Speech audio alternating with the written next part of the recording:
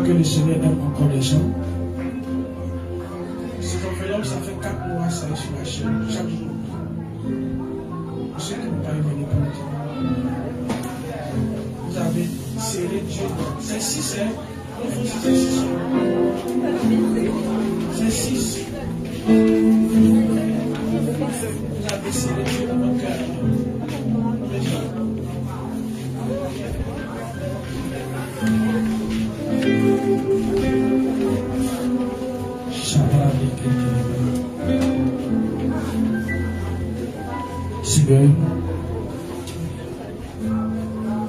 Église, je veux que nous soyons plus sérieux parce que nous sommes au dernier combat pour que les choses finissent. Cette semaine, il y a eu 2 rudes combats. Je ne rentrerai pas en détail, ça sera lorsque nous allons commencer le mois d'août à la prière que je vais expliquer. Vous ne pas faire peur à beaucoup de personnes.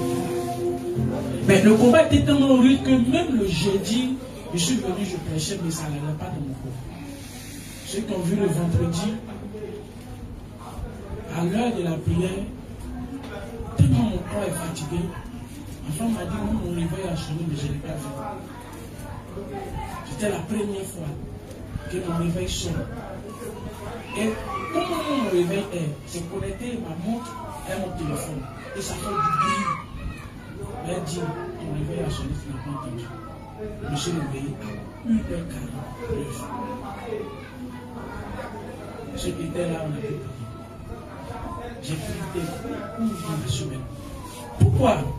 Nous avons commencé un combat qui est les dérangés. Et je t'ai dit des forces qui m'ont visité la nuit du mercredi et jeudi. Ce sont des forces. 2 fois, ils sont venus en 2 nuits. 2 nuits successives. Même moi, j'ai peur. Mais après, je me suis licencié. Et ce qui m'a plu, j'ai vu Dieu venir me poindre dans la vision. J'ai dit, c'est même merci. Donc, ce mardi, ça sera le dernier mardi du mois, c'est ça, non? Pour ceux qui viennent au programme, ils savent déjà sur quelle procédure nous sommes. Quand le Seigneur donne des programmes, ce n'est pas des programmes que je dois fabriquer pour finir. Ce sont des médicaments qui sont prescrits pour notre santé. C'est qu'on est malade quelque part. Et ce mardi, je t'invite. Même si tu n'as pas commencé au début, un mardi, la soirée. Mais ça sera, les choses seront plus intenses dans le mois d'août, lorsque nous serons là, du dimanche soir au vendredi soir, chaque soir, pour la prière, pendant le mois d'août. Le Seigneur m'a dit, c'est le mois de la prière. Nous allons finir crier à Dieu, parler à Dieu, renverser les réclamations, briser les verrous des prisons. Et je crois une chose, Dieu nous fera du bien. Mais avant ça, le Seigneur va nous demander de venir dans sa présence. C'est maintenant que je comprends tout. Il me donne le thème dans sa présence. Je n'ai pas compris. Parce que c'est dans sa présence seule qu'on va venir de cette route-là. On va venir jeter nos faiblesses. Et il va nous les charger de nous. Parce qu'on en a un combat. Et on va venir d'après les gens. C'est comme quelqu'un qui parle au combat et dit ça c'est dit. Nous on veut se dire aussi. En notre français. Parce qu'on vient dans sa présence. Pourquoi? Parce que donc, ce que nous partions là, ce n'est que dans sa présence qu'on peut avoir la force nécessaire pour le combat. Donc, je t'invite à ce programme du 7 août. Invite les gens. Je sais que le Seigneur nous fera du bien. Ça sera encore plus fort.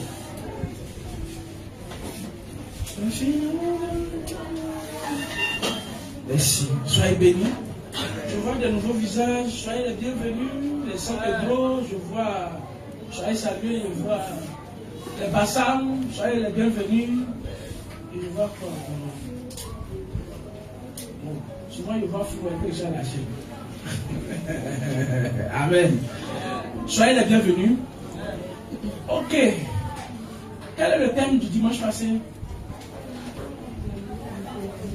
Entre. Et qu'est-ce que nous avons pu retenir? Entre les mains du potier, qu'est-ce que nous avons retenu?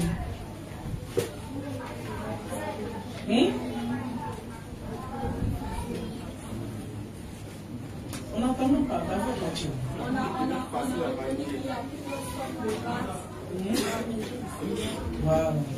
Il y a plusieurs sortes de vases dans la maison du Seigneur. Oui, vas-y. Le potier, c'est Dieu. Merci. L'agile représente les faiblesses de l'homme. Donc ça représente l'homme lui-même. D'accord. On doit être malléable entre les mains. Entre les mains. Et c'est à qui Dieu s'adressait? Il parlait à Jérémie. Qui était Jérémie? Il était un prophète. Amen. Et vrai, Dieu va voir son serviteur qui s'appelle Jérémie. Et il dit à Jérémie, mon fils, lève-toi, va dans la maison du potier, et là-bas, je vais te faire entendre. Au lieu d'aller le faire voir, mais Dieu dit, je vais aller te faire entendre. Moi, ça, je n'arrive pas à comprendre. Et Jérémie se lève, il s'en va. Et arrivé là-bas, vraiment, il a entendu Dieu. Et le dimanche passé, la question que nous avons posée, pourquoi Dieu envoie Jérémie dans la maison du potier? Et nous avons répondu d'abord, avant de répondre, on a d'abord dit, il faudrait d'abord que si Dieu envoie Jérémie dans la maison du potier, c'est qu'il y a quelque chose là-bas qui est en accord avec Dieu. C'est quelque chose là-bas qui ressemble à Dieu. Et nous avons essayé de décrire les différents éléments qui peuvent se trouver dans la maison d'un potier, n'est-ce pas? Et quand nous avons décrit les différents éléments qui se trouvent dans la maison du potier, nous avons vu que de la manière que Dieu est représenté, que Dieu travaille, sur la terre, le potier est un prototype de la même manière de travail de Dieu aussi. Amen. Amen. Dieu est un façonneur de destinée. Dieu est une personne qui transforme les gens. Et dans la maison du potier aussi, lui il façonne des objets pour que ces objets deviennent des objets de valeur. Donc, quand on regarde le potier et Dieu, il y a une ressemblance.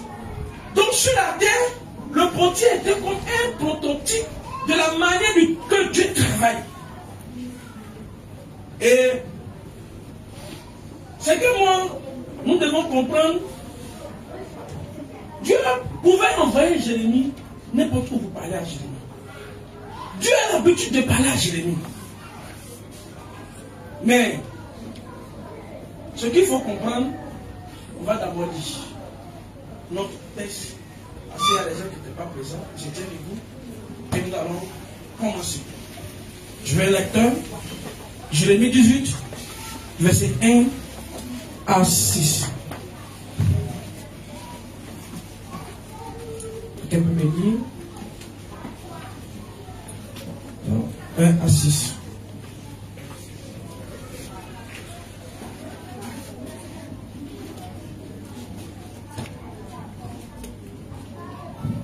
Jérémie chapitre 18. Je lis la parole du Seigneur. Oui. La parole qui fut adressée à Jérémie de la part de l'Éternel en ces mots. Lève-toi et descends dans la maison du potier. Là, je te ferai entendre mes paroles. Je descendis dans la maison du potier et voici, il travaillait sur un tour. Le vase qu'il faisait ne réussit pas, comme il arrive à l'argile dans la main du potier. Il en refit un autre vase, tel qu'il trouva bon de le faire. Et la parole de l'Éternel me fut adressée en ces mots. Ne puis-je pas agir envers vous comme ce potier, maison d'Israël, Oui. dit l'Éternel.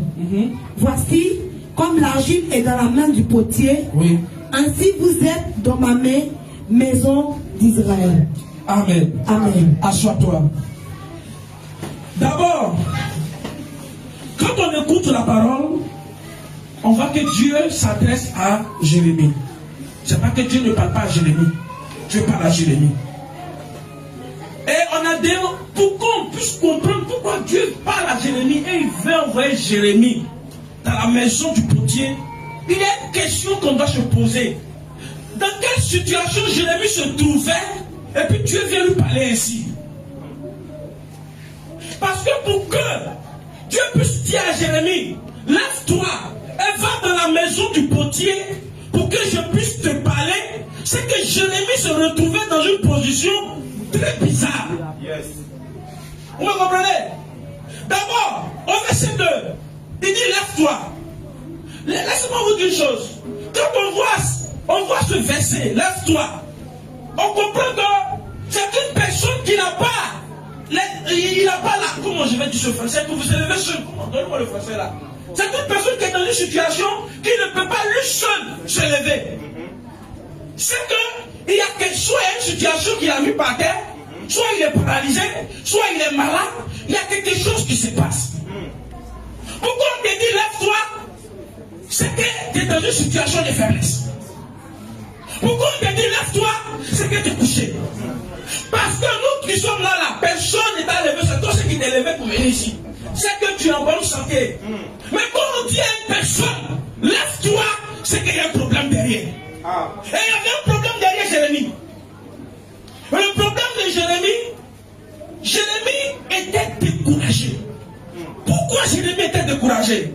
Parce que au chapitre 1, Dieu dit, je t'ai choisi depuis le ventre de ta mère et t'ai établi prophète. Un prophète donne un message et quand le message est donné, c'est quoi? Le message, on doit voir le message.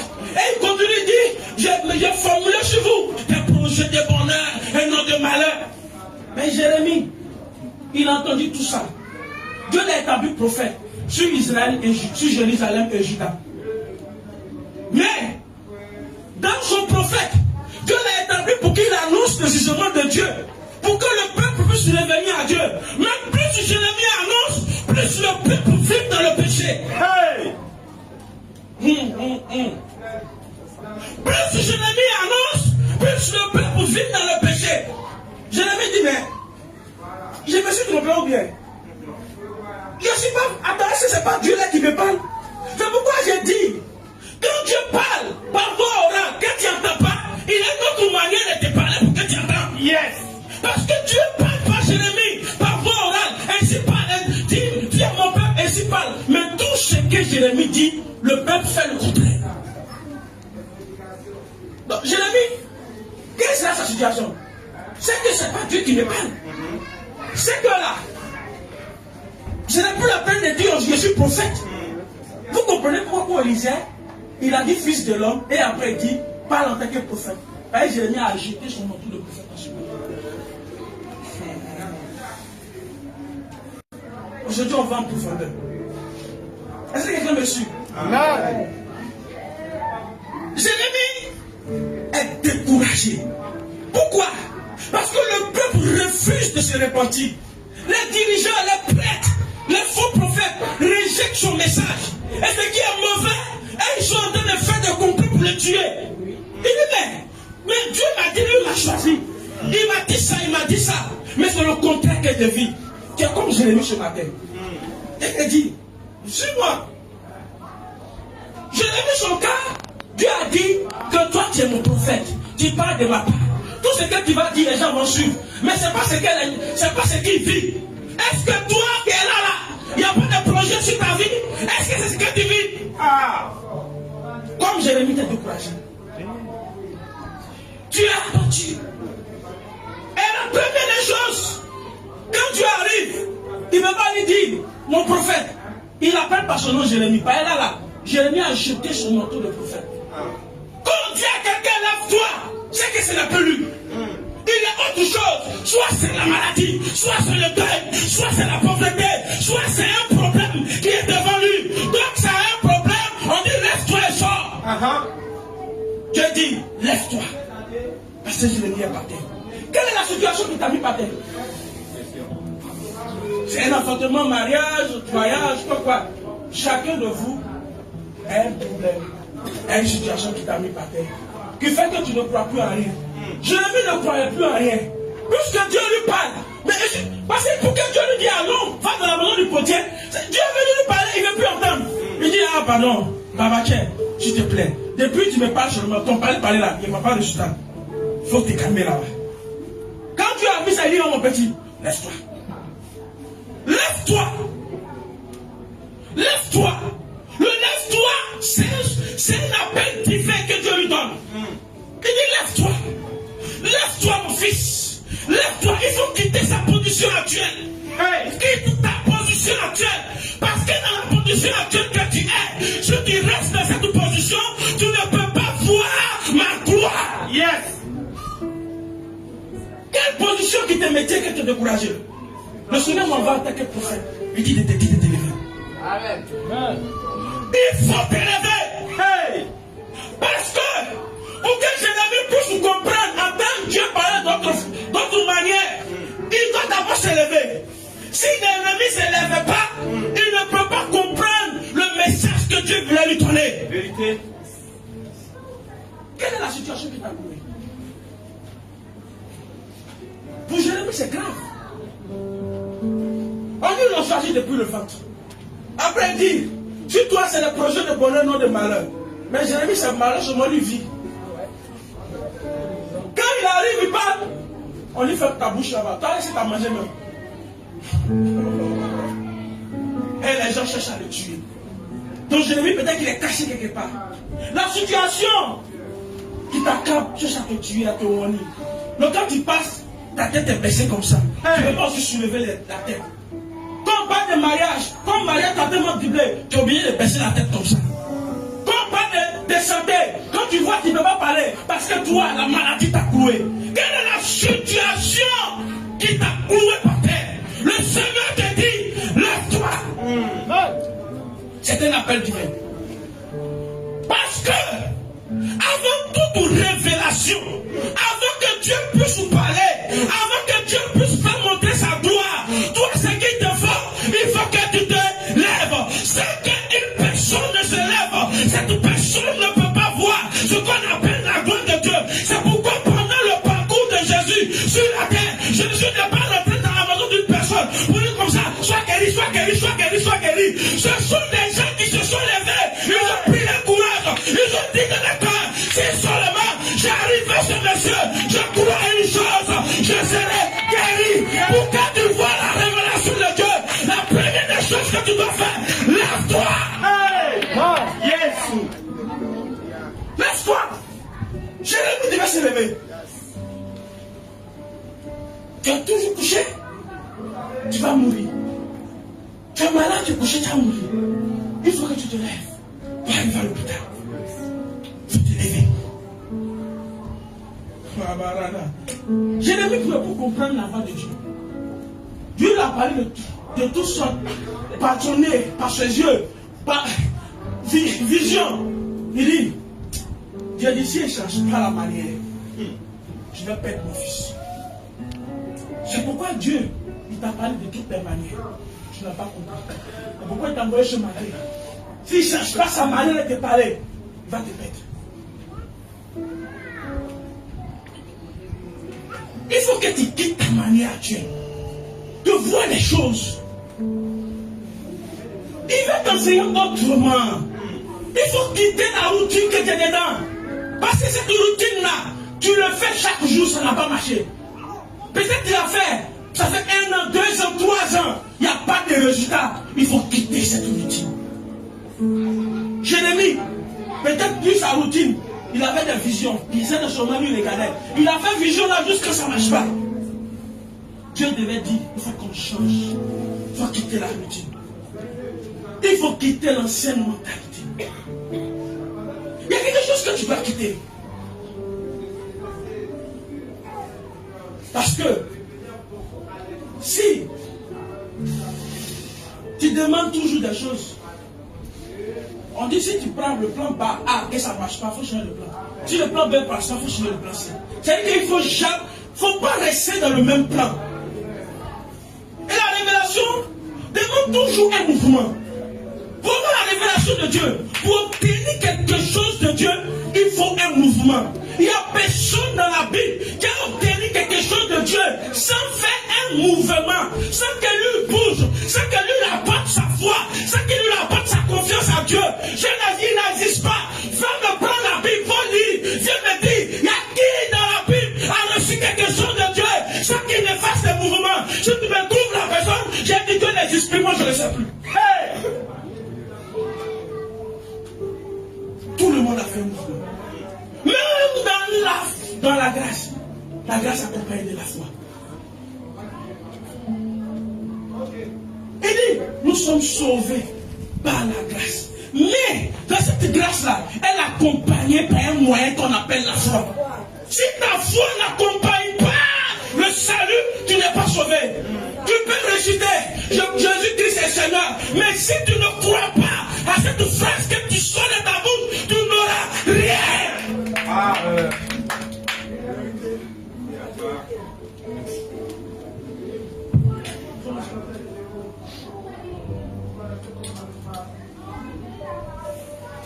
Jérémie devait se lever. Tant que tu ne te lèves pas, ta situation là va faire une tâche sur ta vie.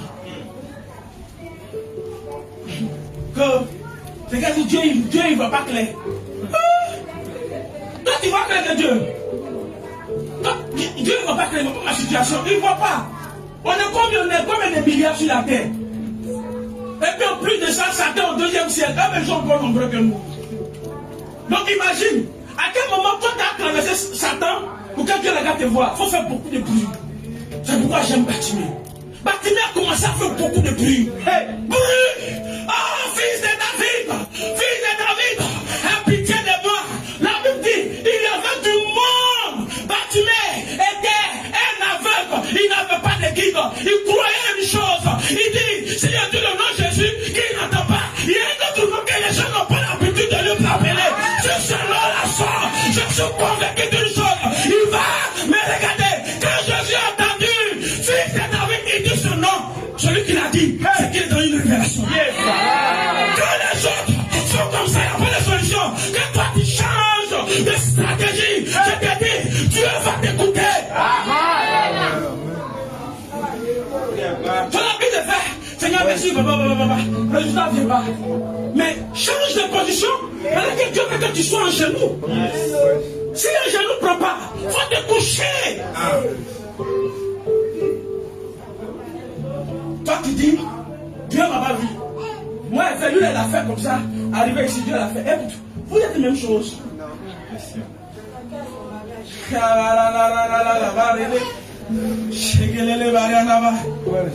Oh, Jérémie. Jérémie était découragé. Il a jeté son manteau. Il n'a plus de force. Regarde, si on veut continuer le verset, quand Dieu a fini par là, Jérémie même dit à Dieu, Dieu l'a tué. Tellement il est découragé. Il dit, Seigneur, il faut le maudire, il faut le tuer. Il ne faut même pas qu'une femme même va coucher. On va lire. Pourquoi tu comprends? Tellement il est découragé. Tellement Jérémie était découragé. Je crois. Verset 18. Il dit, quand Dieu a fini par là à Jérémie, sur le potier, et est-ce que Jérémie va dire? Il va dire, oui, Seigneur, il a vu. Il dit, Jérémie va dire à Dieu, ce que tu viens me dire, que tu peux refaire la vie. Ils ont dit, venez, complotons contre je vois le plan qu'ils ont contre moi. Ils disent, ils vont faire des complots contre moi. Car la loi ne périra pas faute de sacrificateurs. Ni le conseil faute des sages, ni la parole faute de prophètes. Venez, tuez-le avec le langage. Il dit, voilà ce que Dieu est sorti de procès de moi. Hein? Avec la langue. Il dit, ne prenons pas garde à tous ces discours. Il dit, Jésus, il faut faire quelque chose. Et puis il dit, écoute-moi l'Éternel. C'est lui-même Jérémie qui parlait. Il dit, écoute-moi, Éternel. Et entends la voix de mes adversaires. Il t'a compris, non? Il a vu ce que Dieu dit n'a qu'à aller parler, il va voir son adversaire. Il dit, le mal sera-t-il rendu pour le bien? Car ils ont creusé une force pour monter la vie. Souviens, je me suis tenu devant toi afin de parler à leur faveur et de détourner de ta colère. C'est pourquoi livre les enfants à la famille. Mais dites-moi, quand Jérémie parle comme ça, est-ce que c'est Jérémie lui-même? Ce n'est plus le prophète Jérémie qui parle. Son manteau est déposé à longtemps. Est-ce que toi tu n'es pas dans ce cas? Tellement tu es découragé. Même quand on vient te dire voilà bonne nouvelle, tu dis oh, bon, quelle bonne nouvelle. Tu ne crois plus à rien. D'après les gens, tu n'es plus sensible à quelque chose. Est-ce que tu n'es pas dans le cas?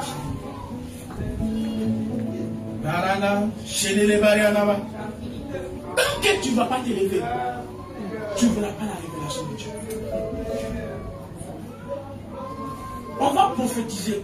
C'est quelle prophétie Dieu n'a pas donné à Jérémie? Mais Jérémie a touché. Tu n'es pas touché aussi quelque part. Tant que tu ne t'élèveras pas. Il ne faut pas piger les gens pour dire qu'ils ne voient pas qu'ils n'ont pas touché. Toi, tu vas avec Jérémie. Jérémie même qui parle à Dieu, dit écoute, tu as là quelqu'un qui a quelle impolitesse spirituelle. C'est que le niveau de découragement de Jérémie était comment? Un niveau élevé. Quelqu'un qui dit écoute-moi. C'est ton papa qui ne t'a pas venu d'abord. Toi aussi écoute-moi. Quel niveau d'impolitesse spirituelle élevé. Hey! C'est l'échec répété dans sa vie qui lui donne toutes ses aventures. Quand tu sais que tu as des promesses sur ta vie et qu'il y a des potentialités dans ta vie et que chaque jour tu dois vivre l'échec répété, laisse-moi te dire une chose, toi-même tu n'es plus maître de toi-même parce que la souffrance t'a donné une autre carapace. Mais laisse-moi te dire une chose, si tu veux rester dans cette position, il n'y aura pas la gloire de Dieu. Le Seigneur te demande une seule chose, lève-toi là où tu es couché et fais un mouvement. Personne ne le fera à ta place. Le mardi, qu'est-ce que c'est que était là? Qu'est-ce que Jésus a dit? Quand ils sont venus réclamer bien l'autre. Il dit quand tu seras affermi, le diable s'est présenté devant Jésus. Il dit Jésus, ce que tu viens de prendre là, ils sont à moi avant toi. Moi je les réclame. Quand Jésus a regardé, Jésus a dit moi dis au diable tu ne le veux pas. Jésus a dit à Pierre, mon petit viens. Viens petit, viens, fais comme Pierre, viens. Tu sais, tu m'aimes trop, je vois ça. Mais je te dis une chose. Il y a Satan qui vient te réclamer. Il dit non. Satan me dit faire contre moi. Moi, il dit mon petit. Calme-toi. Il est dans son droit. Mais, moi, j'ai prié seulement pour que tu aies assez de force pour aller affronter ce combat. Mais quand tu vas finir ton combat et que tu reviens, va chercher tes autres frères là et puis revenir à moi. Pour que dans la destinée, tant que toi-même tu ne te lèves pas pour ton combat, ça ne marchera pas. Oh! C'est pourquoi tu dis on prend tout ça du remet sur ta tête. Tu dis mais il y a vous frotter tout. On est dans magie. L'apôtre Paul dit, celui qui est au devant de nous, ce n'est pas dans la chair ni dans le sang qu'on lutte contre lui, mais c'est dans l'esprit. Il faut lutter parce que c'est un prince des ténèbres. Oh, la Bible nous déclare encore dans Apocalypse 12, il dit malheur à vous la terre. Il y a un homme que Michael a lutté à lui dans le ciel. Michael a toute sa force. Ils l'ont jeté et il est venu. Et ils ont commencé à danser. On dit ambiance. Pourquoi ambiance? On dit Satan n'est plus au ciel. Et puis on dit viens toi. Et toi, tu veux dormir. Mais si quelqu'un qui est couché, quand le combat, que tout le monde est en train de courir, quand on marche sur toi comme ça, quand on marche sur toi, qu'est-ce que tu fais? Tout ce qui est en toi meurt. Il faut t'élever. Il faut que tu t'élèves. Il faut que tu t'élèves. Je ne sais pas pourquoi le Seigneur veut qu'il existe là. Il faut que tu t'élèves. Il faut que tu t'élèves. Il faut qu'une personne se lève. Il faut qu'une femme se lève. Il faut qu'un jeune homme se lève. Il faut qu'un vieillard se lève. Il faut qu'une personne se lève. Tant que tu ne te lèves pas, tu ne verras pas la promesse de Dieu sur ta vie. As-tu reçu promesse qu'Abraham? As-tu reçu promesse qu'Abraham? Mais qui a été maltraité comme Abraham? As-tu reçu promesse que Joseph? Qui a été maltraité comme Joseph? Mais Est-ce que dans tout son parcours, il s'est assis pour se coucher? Chaque jour, il rendait gloire à Dieu. Il croyait à une chose. Tant que je suis debout, c'est possible. Parce que dites-moi de une chose. La bénédiction, c'est comme des prophéties. Elle vient. Toi aussi, tu es comme un esprit. Vous devez vous croiser. La prophétie, elle marche à son rythme. Mais c'est toi qui es couché, que tu as arrêté, quand tu ne fais pas de mouvement, à quel moment la prophétie viendra vers toi? Il faut que toi tu l'élèves pour courir à la prophétie. Je ne sais pas si quelqu'un me comprend ce matin. Si. La prophétie, c'est une libération. C'est une parole qui est libérée. Elle marche vers toi. Oui. Mais il y a une distance. Il y a une distance dans le monde spirituel. Maintenant, toi qui ne fais pas de mouvement, tu es assis, tu dis, tu attends. Mais la prophétie dit de trouver quand tu seras vieux. Hey. Tu seras vieux. Tu es comme ça. À quel moment tu vas arriver? Quand on libère la prophétie, toi qu'est-ce que tu fais? Tu sautes comme ça, tu te mets en position et tu commences à courir. Tu cours vers la prophétie. Et tu attrapes, tu l'embrasses. Dis c'est moi. Mais tu vas t'asseoir et tu vas te coucher. Tu n'es pas sûr que la prophétie va te faire. Mais il va arriver, il va sauter pour partir. Parce que tu es couché. Il faut que tu te lèves. Il faut que tu te lèves. Il faut te lever. Est-ce que le Seigneur parle à quelque chose? Mon frère, moi qui suis arrivé devant toi, si j'étais couché, regarde, je prends un exemple. Je me suis assis, c'était hier. Je fais une marche et puis il dit oui. J'ai prêché 4 thèmes différents. Dans la semaine, j'ai prêché 4 thèmes différents. Mais si c'était moi-même, est-ce que je pouvais décortiquer ces thèmes? La science nous dit une personne ne peut pas être fort en scientifiquement pas libéré. Parce que l'homme même est limité. Mais le Seigneur me fait décortiquer 4 thèmes différents à mon semaine. Mardi, il y a son thème. Jeudi, il y a son thème. Vendredi, je vais me décortiquer. Au dimanche, il y a un autre thème. Mais si ce n'est pas la présence de Dieu, si ce n'est pas parce que je me lève, et que moi aussi je commence à dire qu'il faut que je parte aussi chercher. Si je vais être resté couché, tirer le drap, mettre sur moi, regarder les défauts de Joshua qui m'ont brûlé, mais je n'aurai pas de message pour toi. C'est parce que je me lève que le Seigneur me donne de telles révélations. Donc je peux te lever. Tu me vois rester assis. Et puis tu attends quoi? Tu as vu le travail du plan que tu as arrangé? Il faut te lever. Si tu as frappé une porte, ça ne marche pas. Il ne faut pas te décourager. Il faut qu'il faut partir, on frappe là-bas. Si ça ne marche pas, frappe aussi. Frappe de partout. Au fur et à mesure de frapper, une porte s'ouvrira. Moi, Jésus a dit, frappez, cherchez, et vous trouvez, frappez, l'on vous ouvrira. Car quiconque demande, reçoit. Si toi qui ne demandes pas, tu n'auras rien. Si tu ne bouges pas, tu n'auras rien. Tant que Jérémie ne bouge pas, je n'allais pas connaître le petit. Vérité. Et à la suite de ce verset, quand Jérémie se lève, quand il demande à Jérémie de se lever, la deuxième leçon, il dit quoi? Descends dans la maison. Regardez-moi, le français dit. Le français peut dire monte. Quand on dit va, c'est que c'est droit. Quand on dit monte, il faut aller. Quand on dit descend, c'est que c'est en dessous. Jérémie avait son titre de prophète. On lui demande d'aller chez un petit. On sait d'où est la maison d'un potier. La maison d'un potier est en contrebasse. C'est quelque part dans un trou, un fond, quelque part là-bas. Ça vous dit, si tu n'as pas d'humilité en toi, tu ne peux pas aller là-bas. Le Seigneur est en train de parler de l'humilité. Parce que Jérémie était dans une position d'orgueil. Quand quelqu'un dit à Dieu, écoute-moi, Seigneur, ce n'est pas l'impolitesse spirituelle ça. C'est comme la veille me parle, que mon lutteur, oui, ma maman, toi aussi écoute-moi. Et elle ne va même pas. Ton titre est passé, elle va déposer. Et puis, il y a pasteur, et puis il y a maman. Toi aussi écoute-moi. Là, j'ai arrêté dans l'école, il parlait de la part du Seigneur. Quand il descend comme ça, mon tour de pasteur est descendu. Ouais, maman, tu dis quoi? Mais c'est-à-dire que là, il devient le fils. Mais là, je suis le pasteur. Le Père dit, ainsi parle le Seigneur pour ta vie. Quand il a fini ainsi de parler le Seigneur, c'est le Seigneur qui a parlé. Pour moi, il est fou. Acclame Jésus. Ah! Mais Jérémie, il s'est dit à Dieu, écoute-moi Seigneur. Pardon, ne fais pas ça, s'il te plaît. Jusqu'à il demande à ce que Dieu maudisse son peuple. Est-ce que Jérémie sait combien d'amour Dieu a pour son peuple? Et Dieu va lui dire, mon petit, il faut descendre dans la maison du potier. Parce que l'humilité précède la révélation toujours. Tant que tu n'es pas humble, tu ne peux pas avoir la révélation de Dieu. Dieu ne peut rien te dire. Il faut que tu sois humble. On ne reçoit pas le mystère de Dieu. On ne reçoit pas la gloire de Dieu. On ne reçoit pas la bénédiction de Dieu dans nos cœurs. Descends, contrebasse. Et puis les potiers, les sont souvent dans les bas-fonds.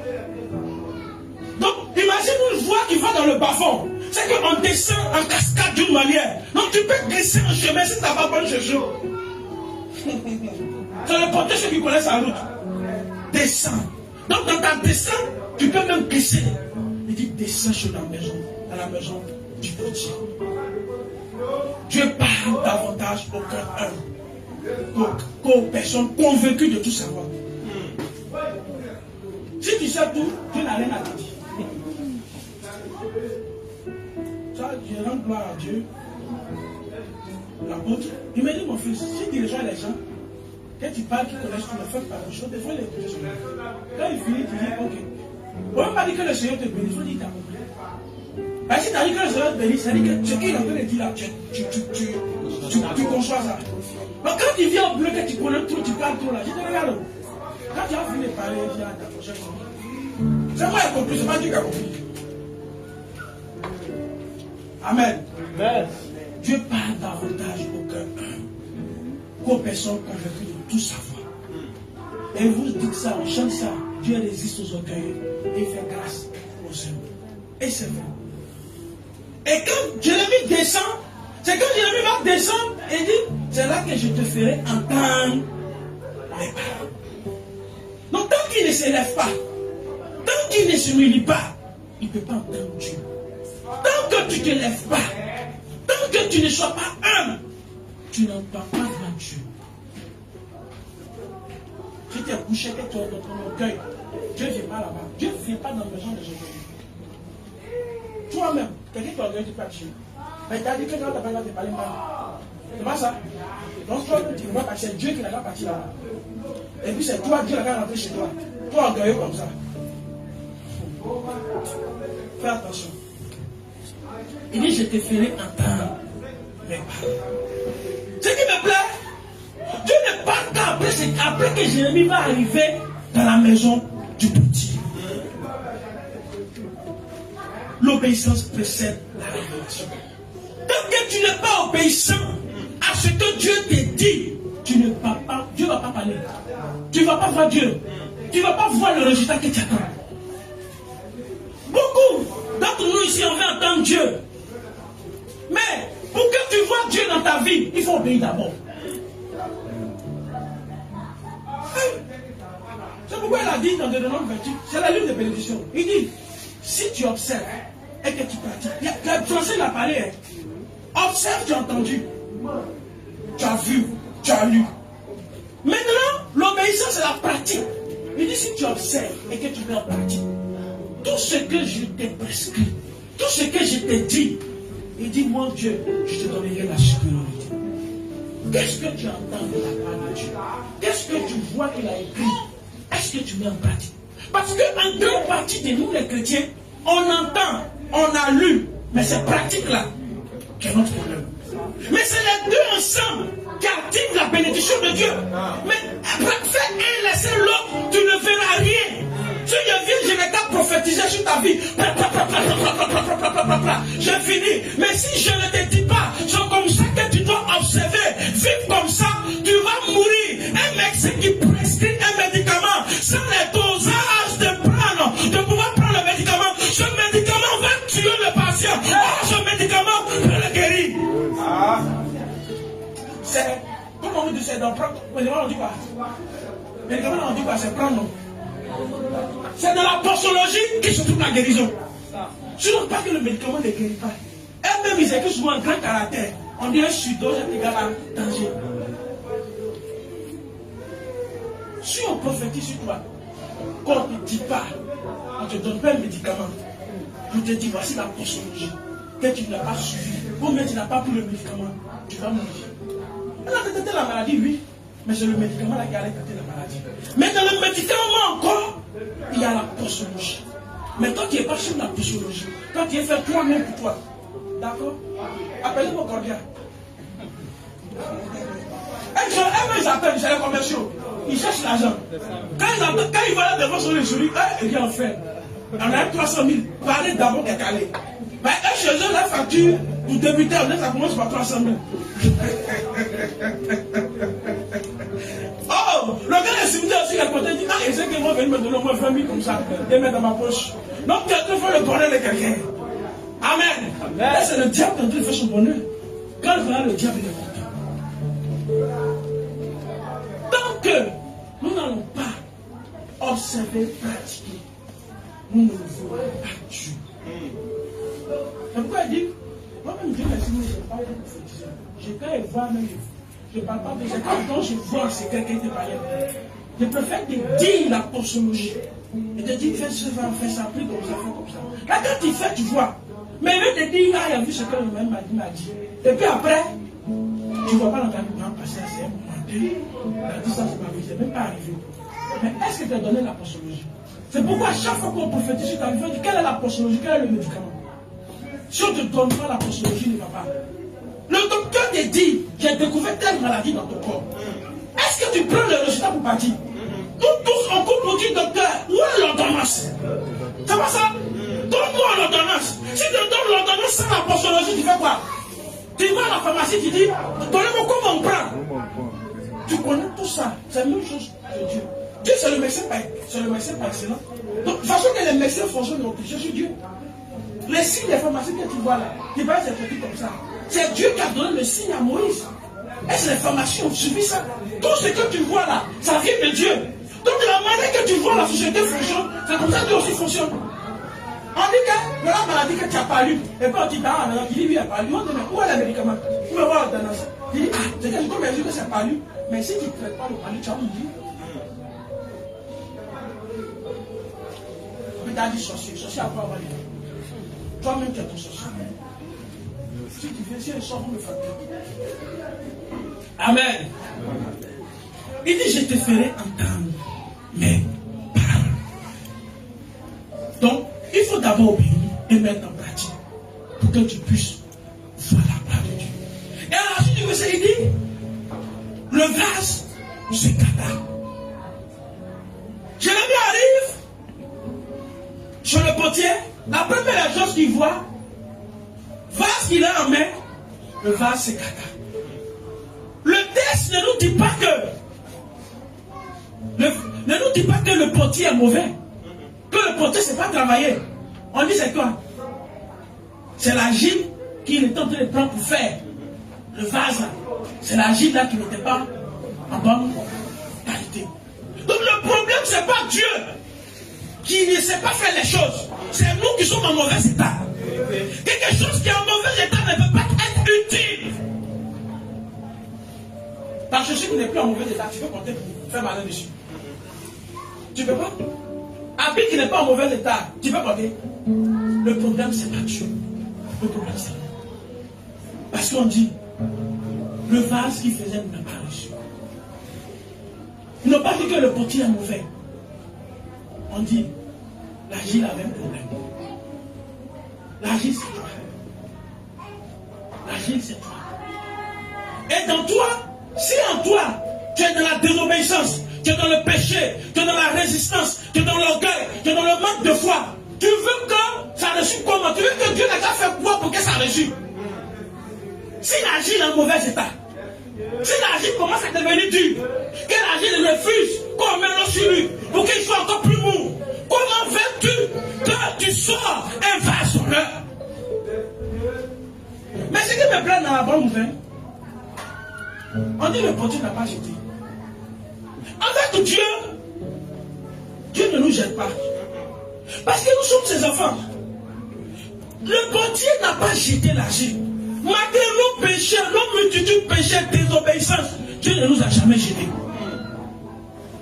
Dieu ne va jamais te jeter. Mais Dieu, il va te dire une chose. Je vais te redonner une nouvelle vie. Est-ce que tu es d'accord pour qu'il te donne une nouvelle vie? Parce qu'on dit, le potier ne jette pas la chair. Le potier ne dit pas, hey, tu es inutile. Dieu ne dit pas que toi tu es inutile. C'est toi qui penses que tu es inutile. Dieu ne dit pas que tu es inutile. Malgré que je l'ai dit à aller lui dire, ouais, ce qu'ils sont en train de me faire, comme ça, Dieu n'a pas voulu que je l'appelle.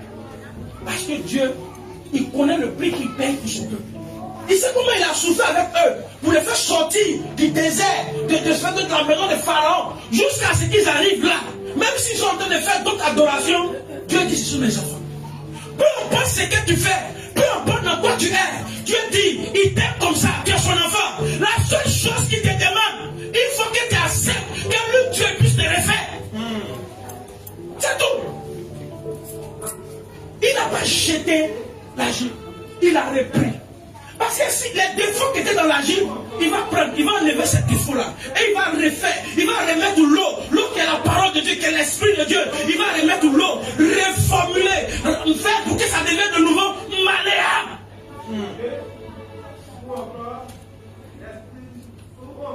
Là où c'est gâté, c'est Dieu dit, mais il est encore possible. Je peux encore le commencer. Quand l'homme abandonne, c'est là que Dieu dit, moi, je ne veux pas que tu abandonnes. C'est pourquoi le Seigneur permet que tu entendes ce message aujourd'hui. Là où tu es en train d'abandonner, là où tu es en train de jeter les éponges, Dieu dit, moi mon enfant, que tu es, mon fils, je vais te tendre la main. Ma fille, je vais te tendre la main. Quand les autres condamnent, Dieu dit non, Dieu ne te condamne pas. Dieu ne te condamne pas. Non. Quand Satan dit, c'est fini, je vais prendre sa vie. Dieu dit non, Satan, tu ne peux pas prendre sa vie. Moi, je suis moi à la croix pour lui. Non, je dis non à ton projet. Hey. Dieu dit, je recommence. Ça, c'est ce qu'on appelle la grâce. Il dit, même si son péché est comment, j'ai une chose, j'ai un médicament appelé la grâce. La grâce couvre tous ses péchés. La grâce couvre toutes choses. Mais est-ce que toi, tu acceptes cette grâce qui vient vers toi? Et ce qui m'a plu, il dit, il en refit un autre vase. Le français du refit m'a plu. Parce que ce n'est pas réparé. Le refit, ce n'est pas réparé. Quand on répare, ça n'a pas la même valeur que quelque chose qui vient d'origine. Mais le français qu'ils ont appliqué, que Dieu a appliqué ici, là, le refit veut parler d'une nouvelle retouche. Rendre encore plus meilleur. Améliorer encore. Comment d'amélioration? C'est-à-dire que dans la version où la chose était, je rends encore plus meilleur. Quand tu acceptes de dire à Dieu, j'accepte à nouveau, pour que tu puisses me refaire, Dieu ne répare pas quelque chose. Dieu refait. Il rend meilleur. Quand je te parle, il y a deux femmes qui passent dans ma tête. Cette personne, leur vie n'avait plus de sens. Regarde un homme. Rahab la prostituée.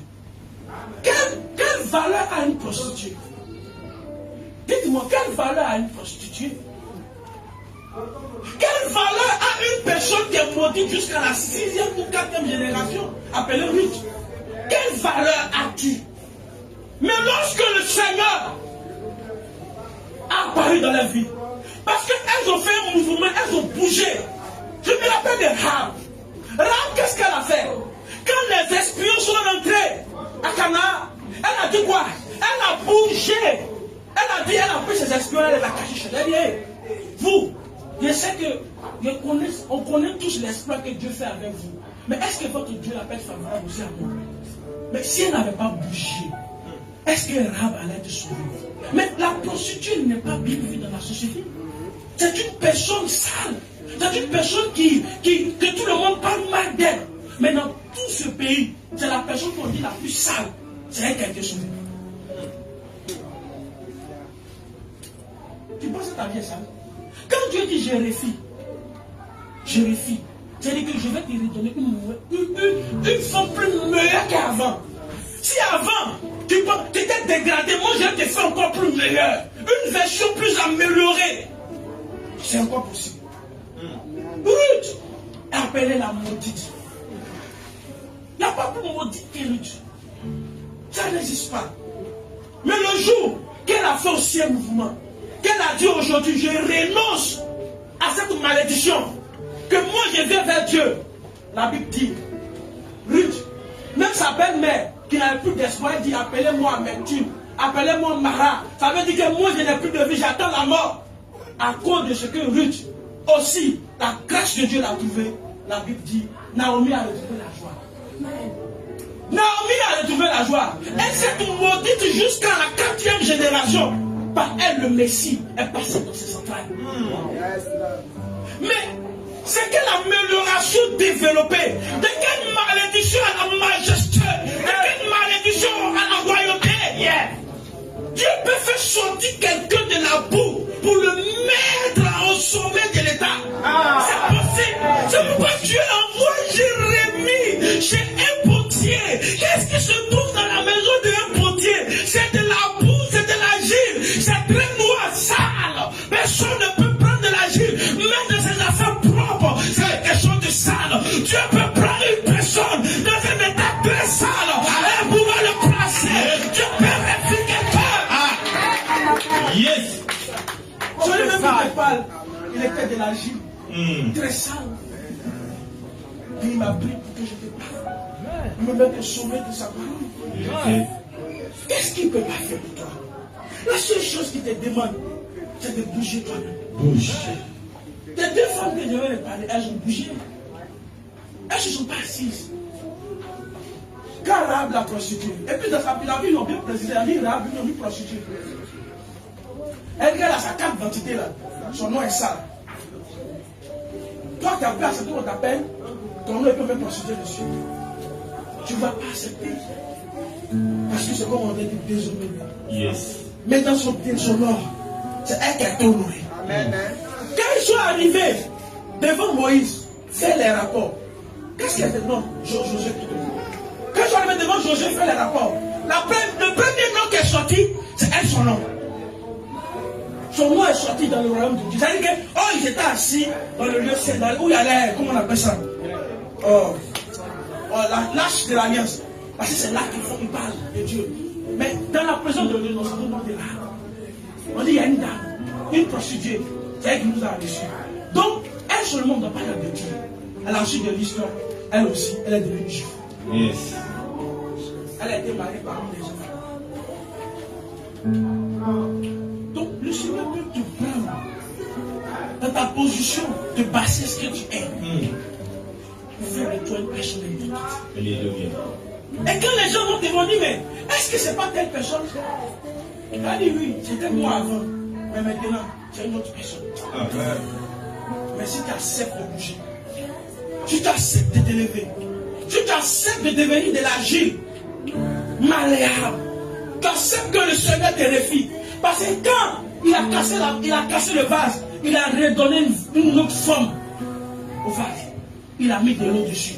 Il a enlevé les imperfections. Est-ce que tu acceptes que le Seigneur enlève les imperfections dans ta vie? Est-ce que nous acceptons que le Seigneur enlève toutes sortes d'imperfections, toutes sortes de péchés? Si tu acceptes de rentrer au plan opératoire de Dieu, est-ce que tu acceptes? Même quand le médecin chirurgien doit t'opérer, il te demande, est-ce que tu acceptes qu'on t'opère? Est-ce que tu acceptes que la maladie qui est dans ton corps, on l'enlève? Tant que tu n'acceptes pas, aucun médecin ne peut faire d'anesthésie pour dire, il va ensuite t'opérer. Tant que tu n'acceptes pas que le Seigneur puisse enlever le mal qui est en toi, enlever le péché qui est en toi, le Seigneur ne peut pas faire quelque chose. Il a besoin de ton accord. Est-ce que toi tu donnes ton accord à Jésus de faire son entrée dans ta maison, dans ta vie, dans ton cœur? Est-ce que tu acceptes que Jésus fasse son entrée dans ta vie? Tant que tu n'acceptes pas cette maladie, ce problème ne sera pas ôté.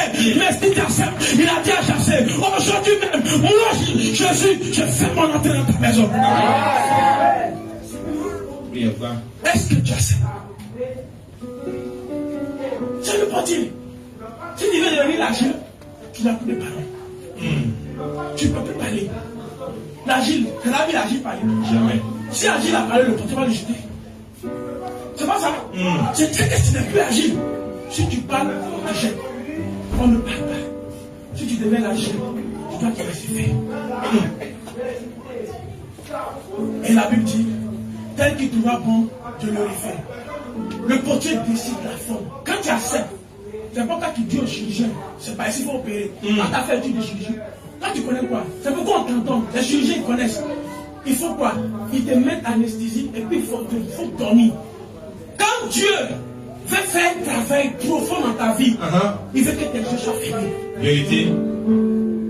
Tu vois trop clair, tu vas vouloir diriger Dieu. Daniel, on va piquer ici. Tu as fait un truc de Mexique. Tu connais Dieu que toi-même. Tu connais tout que toi, que Dieu. Il faut que tes yeux soient fermés. Tes oreilles soient fermées.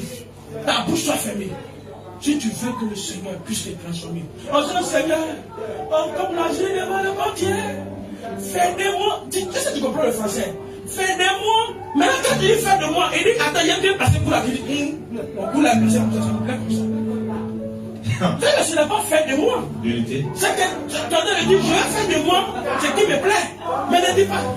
Ah, donne-moi la forme qui me plaît. Il dit, bon, je trouve que ta manière de parler là, tu parles trop mal. Attends, j'ai enlevé le parler mal. Il dit, je suis malade. Ah! Yes. Donc, comment tu veux que Dieu n'a qu'à te donner une forme qui te plaît? Tu lui plais. C'est que c'est la forme que toi tu veux. Le problème entre nous et Dieu, quand on va prier Dieu, on veut que Dieu n'a qu'à nous donner ce que nous on désire. Qui de vous ici, son enfant de 5 ans vient te dire, papa, achète-moi une moto. Et puis toi, tu vas te lever comme tu es trop amoureux pour acheter une moto qui donnera à ton enfant. Qui peut le faire? Tu ne peux pas acheter la moto qui donnera à ton enfant. Parce que l'âge qu'il a, il ne peut pas se servir de cette moto. Et s'il essaie, la moto va le tuer. Au lieu que la moto va le servir. Il y a quelque chose qu'on demande à Dieu. Dieu qui sait ce qui est bon pour nous. Donc quand tu arrives devant Dieu, arrête d'aller lui donner des choses comme je l'ai dit. On ne donne pas des choses. Écoute-moi, Seigneur. Si tu ne me donnes pas le mariage d'ici décembre, moi j'ai été servi. Oh! C'est l'homme même qui va prolonger le mariage. Quand tu donnes le défi à Dieu, lui aussi à son tour, il va dire, moi, toi et moi, tu as créé son ami. C'est comme quelqu'un qui dit à sa maman, si moi tu ne me donnes pas la main, elle n'a pas assez. La maman dit, ok, on va pas laver. On va dans la maison là, qui prépare pour donner la nourriture, ou qui fait sortir l'argent. On va voir. Maman là, elle fallait donner, elle attend. Un jour passe. Toi seul, ce qu'on te dit, tu vas te lever, te cacher, commencer à la verser. Quand la faim va te condamner. Quand Dieu te met dans un désert, Israël a voulu donner des choses à Dieu. Nous on a fait, on va manger viande. Nous on a quoi. Quand Dieu s'est fâché contre eux là, on a fait 40 jours, ils ont fait combien? 40 ans. Dans le désert. Dieu peut prolonger ta souffrance par ton impolitesse spirituelle. Il y a des gens ici, là, les yeux Dieu parce qu'ils sont impolis spirituellement. Si tu es impoli, tout se rétale. Mais tant que tu es obéissant, même si ça doit même tarder, même là, on accélère.